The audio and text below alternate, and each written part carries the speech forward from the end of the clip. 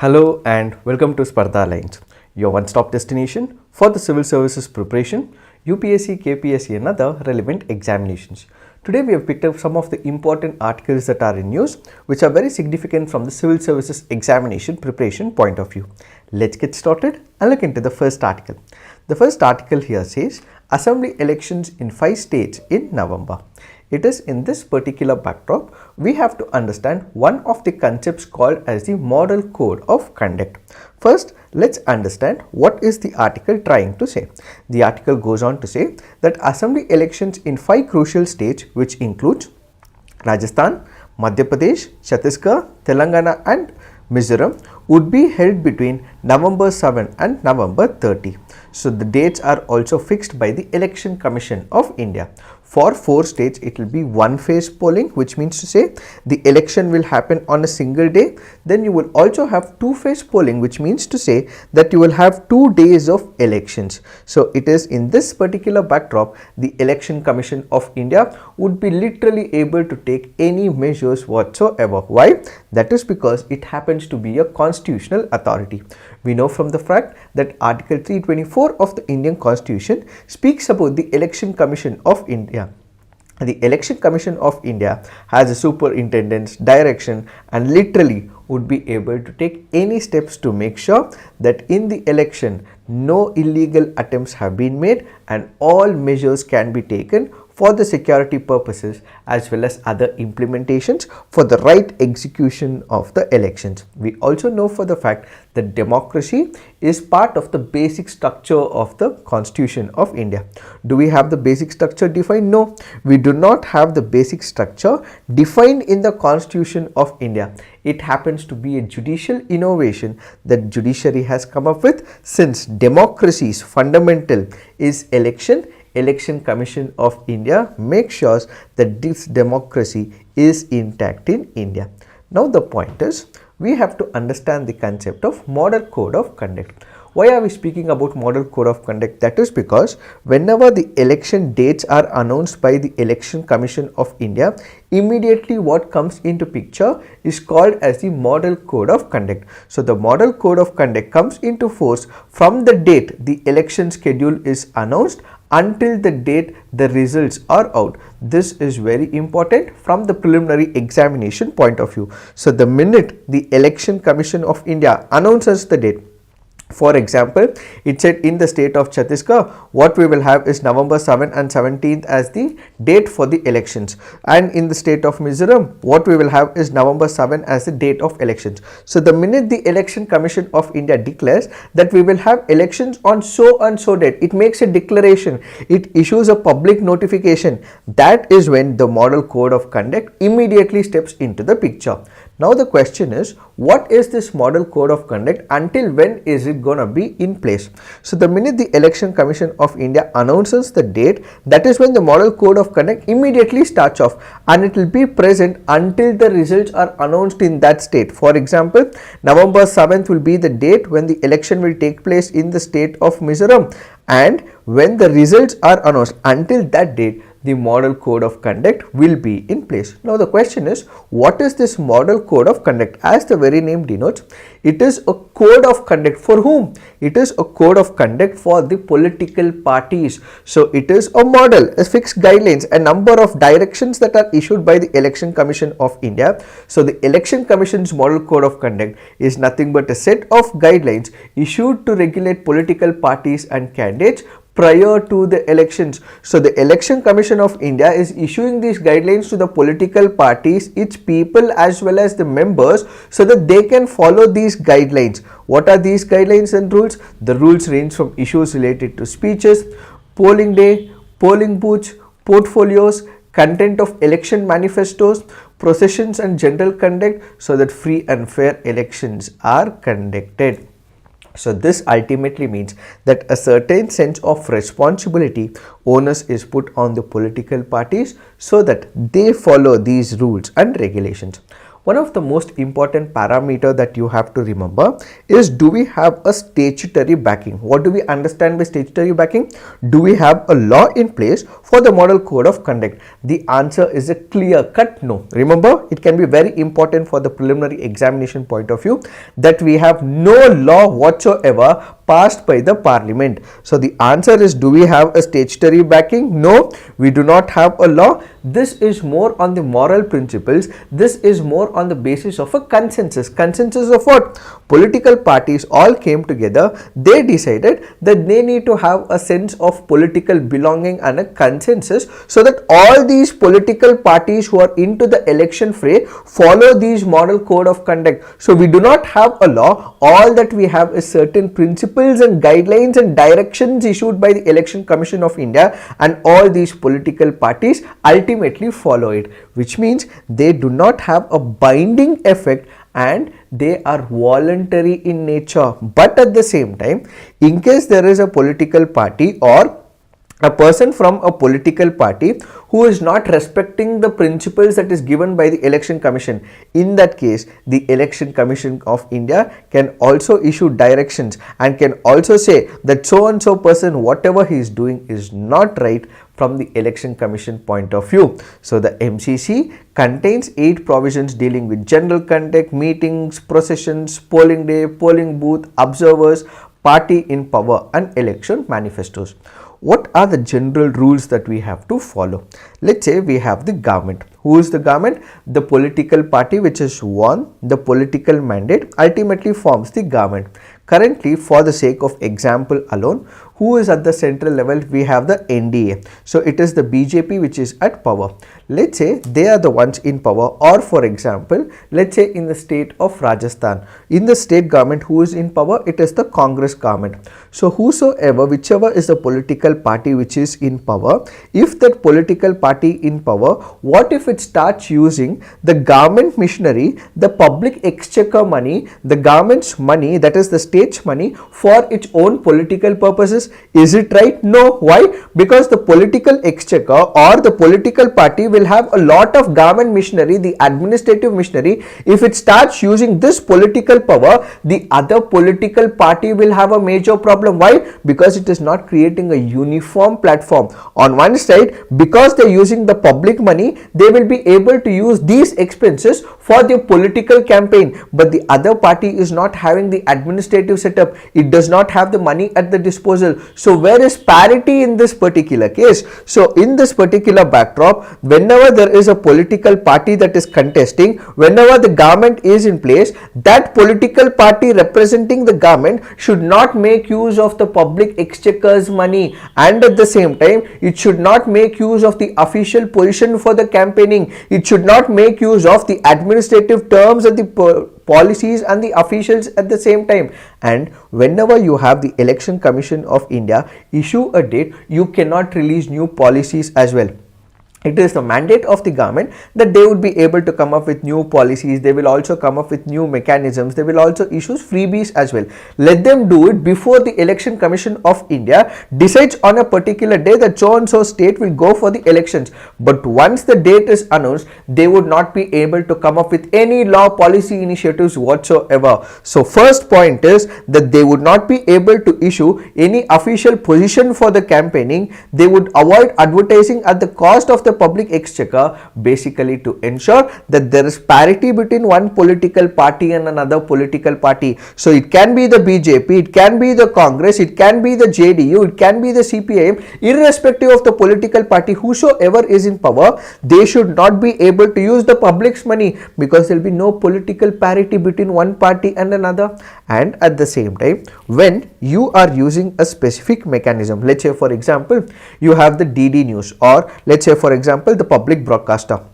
Whatever is the public broadcaster, let's say for example there is one political party that is the government in place, it is making use of the public broadcaster, or it is making use of maidans. Let's say, what are these maidans? The huge grounds where you will be able to run your political campaigns, give speeches, bring in people, tell what your manifesto is. So if the government is is the institution which is giving the permission through its administrative mechanism, you are giving permission to that political party whichever is in government and its missionary as well as its people.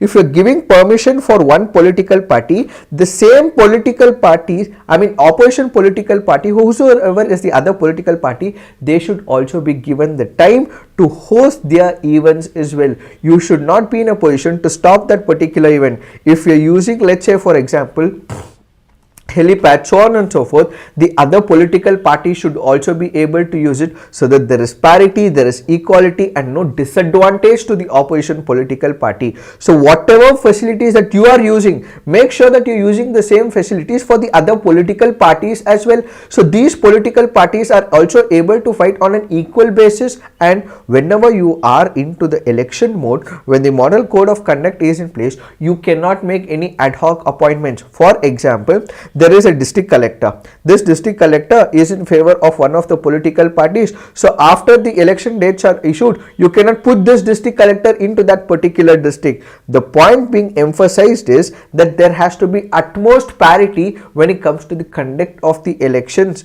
So this is what is called as the model code of conduct. So from the examination point of view, do we have a law in the form of a statutory backing? No, we do not have a law. Prelims examination, they might ask you a question that model code of conduct has a statutory provision, yes or no, or both, one only is correct, two only is correct, both one and two, none of the above. So the answer to this is it does not have a statutory backing, first thing. And the second thing that you have to understand is that this does not have a binding effect. This is voluntary in nature, which means that the Election Commission of India may impose certain fines and so on and so forth, but it does not have a statutory backing. It is only voluntary in nature. These are some of the important principles that we have to understand from the preliminary and the mains examination point of view, from your GS paper to polity. Now let's look into the next article. This article says, judge selection delay not advisable, says the Supreme Court of India. Let us try and understand what is this article all about. This article here is speaking about appointment of the judges. It can be both with respect to the Supreme Court as well as with respect to the High Court as well.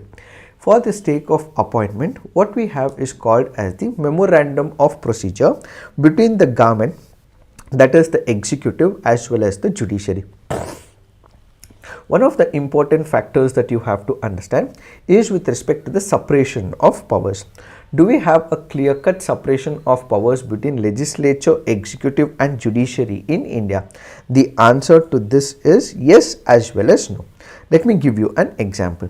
When it comes to United States of America, they have clear-cut separation of powers between the legislature, executive and judiciary. How? We have the legislature in the form of Congress.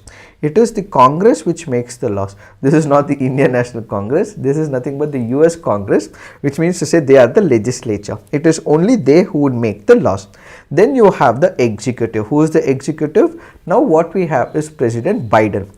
He represents the executive part. Does he make the law? No, he only implements the laws. That happens to be the executive. In judiciary, they ultimately interpret the laws and pass the judgments. Now what we also have is this particular part in India where there is no clear-cut separation between the executive and the legislature.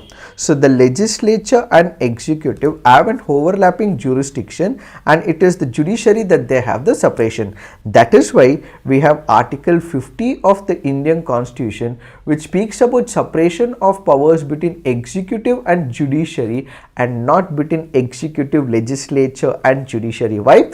Because in India we have overlapping jurisdiction between the legislature and executive. What do we mean by overlapping jurisdiction? Who makes the laws in India? It is the executive. How? For example, will an MLA make a law? Yes and no. He becomes an MLA or an MP, that is a member of parliament. He becomes the legislature, yes, but who will ultimately bring the laws?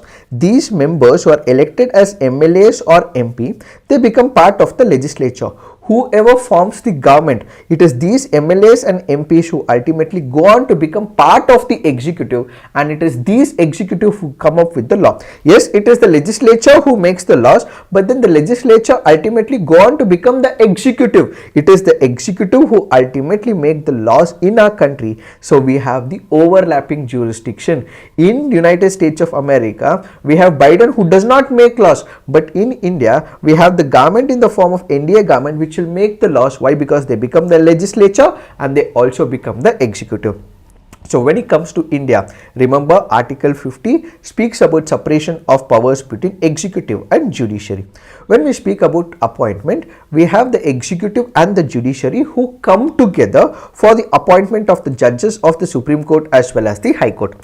What exactly happens when it comes to the appointment? We have the Supreme Court of India, which is formed the collegium. We have the Chief Justice of India followed by 4 senior most judges. What do? They make a recommendation to the government. They say that, dear government, we have selected so and so person for the post of the judge in the Supreme Court or in the High Court. So what they have developed is called as a memorandum of procedure. What is this memorandum of procedure? These are nothing but the guidelines between the executive and the judiciary, that the appointment of the judges will happen in so and so ways. So the memorandum of procedure is a document framed by the government in consultation with the Chief Justice of India, which lays down the procedure for the appointment of judges to the Supreme Court and the various high courts. So what exactly happens? There is a recommendation that is made by the collegium. This recommendation is passed on to the central government via the law minister, then the prime minister, before ending up at the president's desk for approval and appointment. So from the law ministry, it will go to the prime minister. The prime minister takes a keen look into it, and if he gives the permission, it will ultimately go to the president's desk and he will give the approval and the appointment. Generally, when the collegium makes a recommendation, there should be no issues and the government may approve it. No issues at all. The recommendation is made by the collegium and the government appoints them and they become the judges of the Supreme Court and the High Court. What if they do not like it? What if the government does not like the recommendation of the recommendation of this collegium system? In that particular case, what will the government do? The government in this particular case will ask the judiciary and the collegium to reconsider that particular name. So the government feels that this person may not be right. He has had issues in the past. He might have got caught in the corruption scandal, or he has had some controversial background behind him. So the government feels that the representation or the names given by the judiciary in the form of collegium may not be right, because the government also has some information from the intelligence bureau, so on and so forth. They do collect the information as well. What does the judiciary do? The judiciary only looks at it from the judicial focal point, from the judicial lens, because it sees what are the judgments given by this person, what are the kind of judgments that have been passed by this person, what are the kind of judgments, and is it a reportable judgment. So these are the things that the judiciary looks only from the judicial framework. But then the IB, the Intelligence Bureau, also has the information as well. This information is only accessible with the government of India, which happens to be the executive. So they also say that this so and so person has involved in a corruption scandal which may not be known to the judiciary, and this so and so person may not have lost the integrity. So such things will come into the picture. So ultimately the government will say that so and so person recommended by the judiciary may not be right. So what does the government say? That it says that kindly, dear judiciary, kindly consider this person's name. So what is the judiciary doing right now? The judiciary will have 2 options. One is to ignore this person's name. So the judiciary will look into the recommendation of the government and it says that yes, whatever the government has said is right. So and ultimately ignores this person's name and drops this person's name. So there is compromise between the government as well as judiciary. What if the judiciary feels that the government is superseding its powers and the recommendation given by the government is not right? In that case, the judiciary has the power to re-recommend the same name to the government, and whenever the judiciary does recommend the name to the government once again, in that case, it is binding on the government to accept the proposal of the judiciary. So remember, the judiciary has made the recommendation, and this recommendation for the second time will become binding on the government. However, there is one small catch here. What is this catch?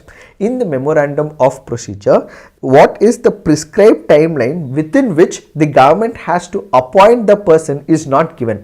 It says, I mean, generally the code says it is about 18 days, so on and so forth, but is it prescribed in the memorandum of procedure? No. So what does the government do? The government keeps up this recommendation and does not appoint this person for a very long period of time. Yes, the government is compulsorily have to listen to the recommendations of the judiciary as given under the memorandum of procedure, but is there a timeline fixed within which the government has to make an appointment? No. And as a result, they keep these names, and ultimately there is an undue delay in the appointment of the judges. That is what this article says. The judge selection delay is not advisable, says the Supreme Court of India. We have made the recommendation, there is no fixed timeline, we understand. There is memorandum of procedure which does not fix any timeline, but whenever we make the recommendation, ensure that you go about appointing these people, is what is this article all about. So it is asking the government not to delay the process, is what is this article all about.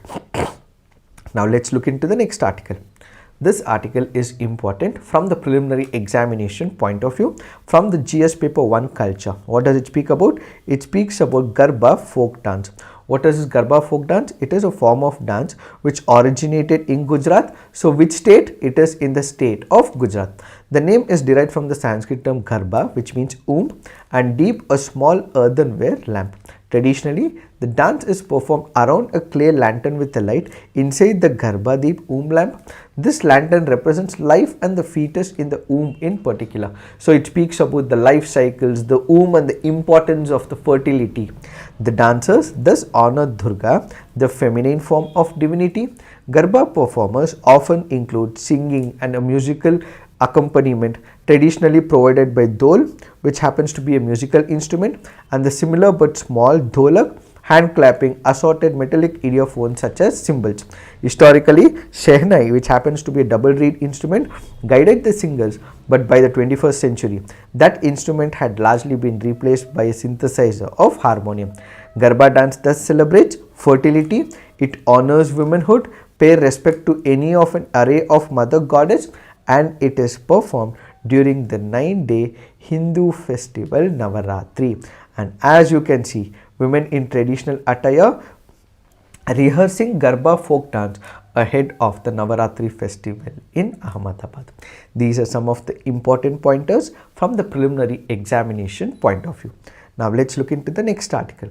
This article says Claudia Goldin wins 2023 Economics Nobel Prize for research on workplace gender gap. This article is important both from your pre as well as your mains examination point of view. Who won the 2023 Economics Nobel Prize? It happens to be Claudia Goldin, first point. Second point, why did she win the award for? That is because she conducted the research on the basis of gender parity and gender pay as well. And that is why she has been given the Economics Award. Now the point is, what is the emphasis of this award? Why was she given the award? That is because when you look at what happens the world over, you have gender differences between the men and the women. What happens with respect to the men and the women? They might be working in a particular company. Despite working in the company for the same company for many years, or when they start off their profession, they might be doing equal amount of work. Despite they doing equal amount of work, they will not be paid equal amount of money, and they will not derive the equal amount of monetary benefits, and the opportunities for the women are also less as well. Why are these opportunities less? Let's say, for example, many people may not prefer a woman primarily because she enters into a mode of pregnancy. Unfortunately, this is very bizarre because all of us who are here is only because of the women. Yatra naryasta pujante ramante tatra devataha. Where women are respected, God resides in that particular place.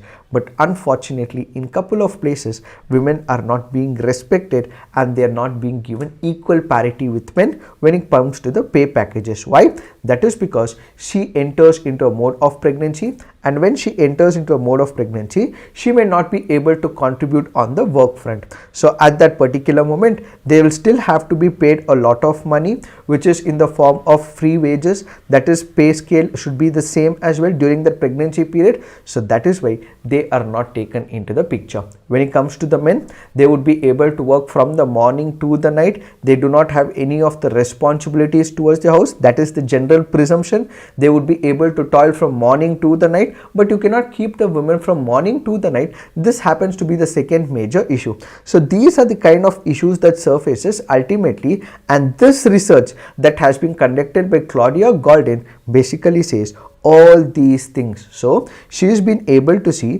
what has been the women's participation in the last 200 years. She has done a survey, she has understood, read a lot about it, and she has seen that women are not able to get the same amount of money that the men are receiving. So there is no parity. Has he given any solutions per se? No, she has not given any solutions, but this can be used by the policy makers to tackle the entrenched problem, says economist Randy Hegel-Morrison. So all that she was able to read is about the gender parity issues in the workplace, and she has also given some recommendations for the same as well. Now let's look into the next article. This article here is speaking about smart fence. What is this concept of smart fence? When you consider the border areas of India, let me consider the border areas. So we have the border areas of India. When we consider the border areas of India, we have all kinds of terrains. We have the oceanic terrain. We also have lands. Here what we have is the desert, and when you look at Bangladesh at this part and Myanmar in the northeastern part, we encounter all kinds of terrain, from the oceanic terrain, from the desert terrain. What you have is the forest, and you have the river terrain in this particular part in Bangladesh, and you also have huge forests as well. When it comes to these areas, it is very difficult for physical presence. That is, these soldiers would not be able to go up to that particular place, see visually what is happening in this particular area, and prevent these illegal migrants as well as terrorists. In order to ensure that such acts of illegal migration, terrorist organization, infiltration, and anything which is illegal, for example, you have the drugs that are being sent across the border areas, then there is smuggling activities that takes place along this border areas. In order to prevent all these kinds of illegal activities, what we require is one such mechanism which can be preventable despite there is no human presence. That is what is called as use of the smart fencing. So what is the smart fencing? Smart fencing uses a web of surveillance, communication and data storage devices that, despite no physical presence, no soldiers, no army people employed in that particular area, because of the constant surveillance in that area, by making use of the technology, we would be able to prevent any kind of terrorist act, infiltration, as well as smuggling related activities and illegal channels. So what is this illegal migration that takes place? When it comes to illegal migration, what we have to look into is, this is away from the topic. Illegal migration happens on two fronts. What is this illegal migration? Let's say, for example, there is a person. This person who is an illegal immigrant, a person who has been given permission by the government of India to enter into India. So a person has been given permission by the government of India, you enter India, and they also have a specific period for which they would be able to stay in India. Let's say, for example, 1 year.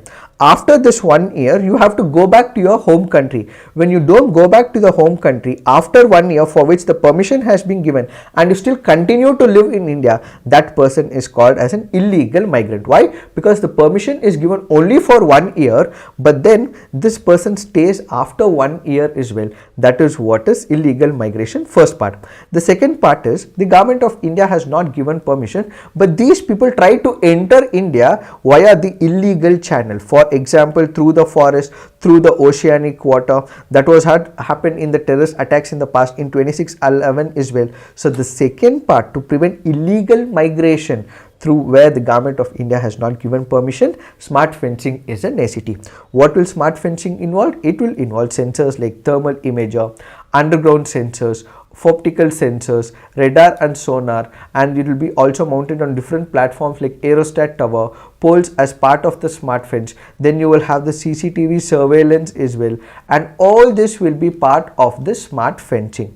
So this smart fencing basically will ensure that at the border areas, despite the difficulties, we will not have the physical presence of the army personnel, but what we will have is the machinery and the technology which will be able to stop it, because we would be able to see what's happening along the border areas, along the tough terrains, and ultimately bring an end to this particular process. So when we speak about smart fencing, this smart fencing has its own share of advantages, that it can operate even during difficult weather conditions and reduce the need for physical patrolling of the borders, and at the same time the infiltration, the terrorist activity, the smuggling activities, illegal migration can be prevented at the same time with this smart fencing. The number of casualties which can result in this particular area where there is loss of the human loss, this can also be reduced, and at the same time India has a long border area. It has about 2026 km which is vulnerable, and similar such projects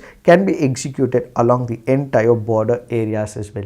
So this happens to be the advantage. And from the preliminary examination point of view, do note India shares a 1164 km border with Myanmar.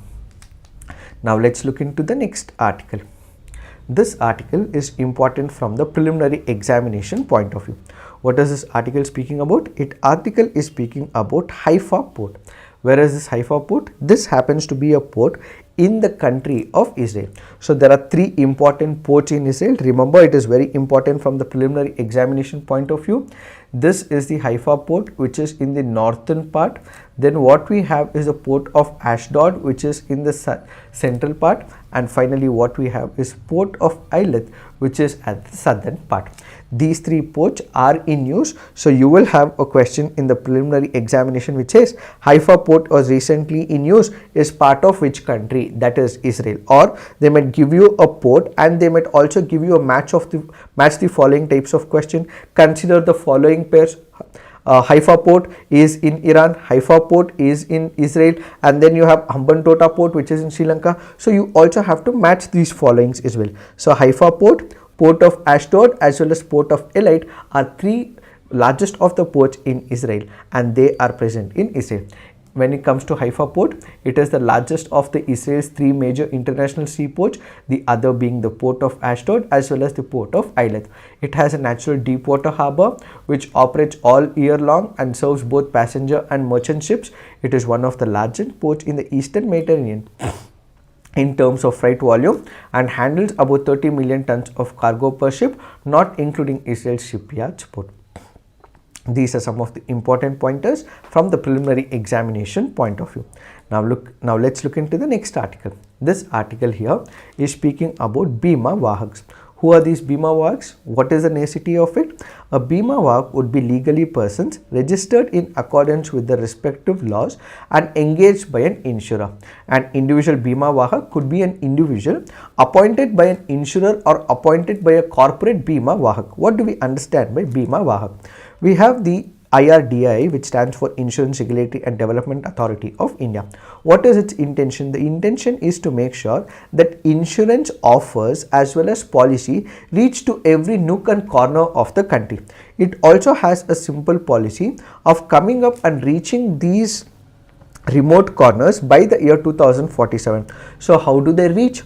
For that, what you require is the presence of the people. So these people who go to these remote villages tell the people the importance of the insurance schemes and policies and the programs are called as the Bima Vahak. Who are these Bima Vahak? These are the people who are appointed by the insurance companies. They go to the remote corners and the villages and ultimately convince the people and bring an awareness about the insurance policy schemes and programs. So the Bima Vahaks can be both corporate and individual, will be authorized to undertake activities like collection of proposal information and know your customer documents and coordinate claims related activities with respect to the insurance. So these Bimas are nothing but the people who are employed by the insurance companies primarily to ensure that they have an idea so that they can communicate to the people about the insurance policies. So this is an example of making sure that there is insurance inclusion and people are within the ambit of the insurance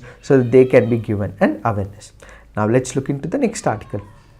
This article here is speaking about Indian Ocean Rim Association. So the Indian Ocean Rim Association has about 23 countries.